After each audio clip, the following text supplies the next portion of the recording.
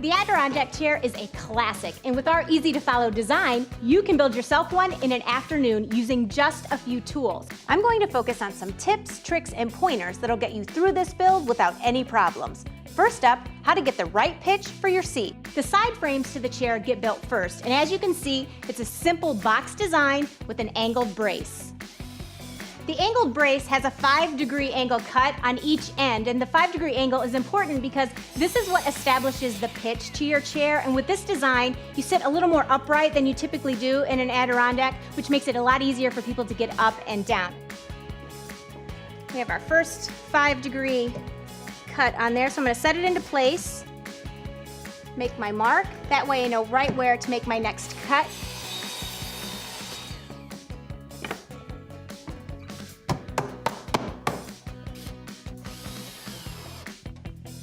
To connect your side frames and establish the base of the chair, you're going to create these scooped rails. And the scooped rails are important because that's what makes the chair more comfortable. Instead of having a flat back and a flat seat, the scooped rails help create that curve so that you can really settle into the chair. It's an easy process. Using the measurements in your diagram, you're going to lay out your marks, then grab a straight edge and draw a line to connect all of those marks, and you're going to cut that section away with your jigsaw. And then once you have one cut, you can use this as your template to trace on to your other rails. And then once you have all of your scooped rails cut, you're ready to connect them to your side frames.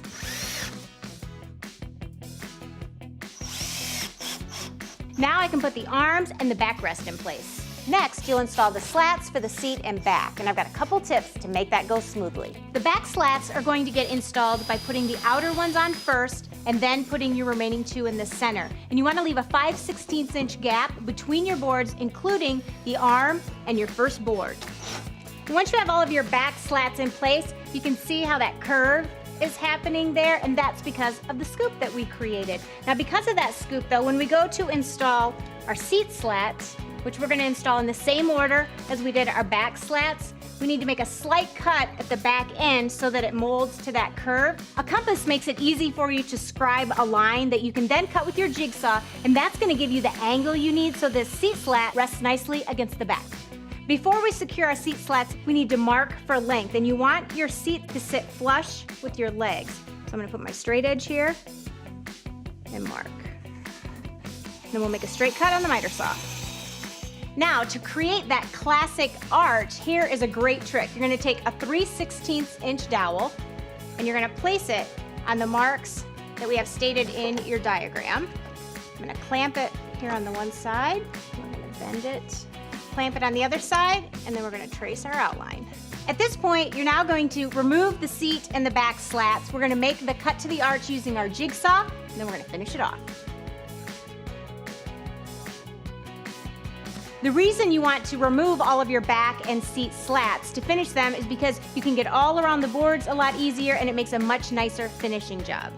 When the paint dries, you can install the final two pieces to the chair base and then stain and seal the rest. Screw all your boards back into place, and you're ready to have a seat in a very stylish, comfortable Adirondack chair that you built yourself. For more great projects just like this one, go to Lowe's.com/weekendprojects.